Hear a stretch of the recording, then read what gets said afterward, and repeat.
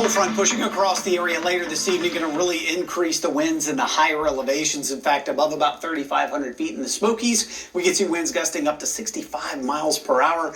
That's why we do have a high wind warning in place there. Right now, we're already seeing winds gusting at about 15 in LeConte, up towards Greene County, getting up towards Camp Creek. We're seeing some 35 to 40 mile per hour gusts, and the winds are already picking up across portions of the plateau, 10 to 20 plus miles per hour. You can see that from a live look here. Top City Hall in Crossville, flags definitely standing out of detention, but notice it's still mainly dry on the pavement. There are some showers just about to make their way into downtown Crossville. These are moving to the north and east, so they'll move across Cumberland, head up into Morgan County, and we've got some rain clipping Fentress County as well. So this is kind of the first wave that'll move north and east. I'm more focused on the rain that's developing back towards Birmingham. That'll be our weather maker later tonight into tomorrow. In fact, by the time we get to about 11 o'clock tonight, that rain in Alabama is making its way up through East Tennessee. So we'll go from 11 o'clock right into the early morning hours on our Thursday, and you can see several waves of rain coming.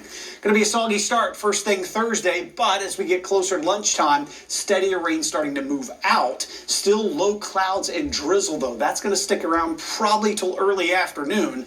We're drier tomorrow evening, but I don't think the clouds are going to thin out, and they're going to stay very stubborn overnight Thursday into Friday. That'll keep temperatures down as well. We can see some decent rainfall totals out of this system, probably the most we've seen since we had before and during the Helene that made its way up through North Carolina. We're talking about some inch-plus mounts, maybe some 2-inch totals in some areas, and really back through Roane County, Ray, Meigs, Bledsoe counties. That's where that severe drought is on the drought monitor, so this will be some much appreciated rainfall for sure.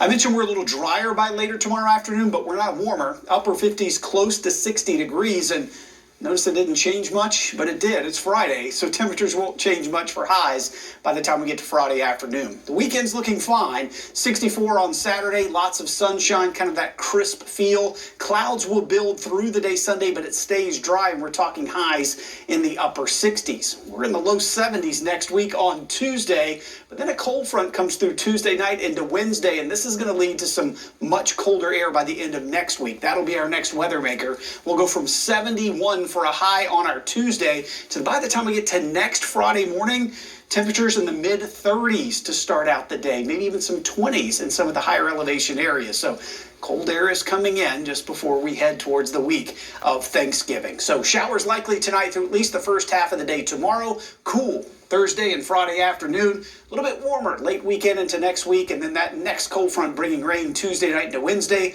cools us off for the end of next week.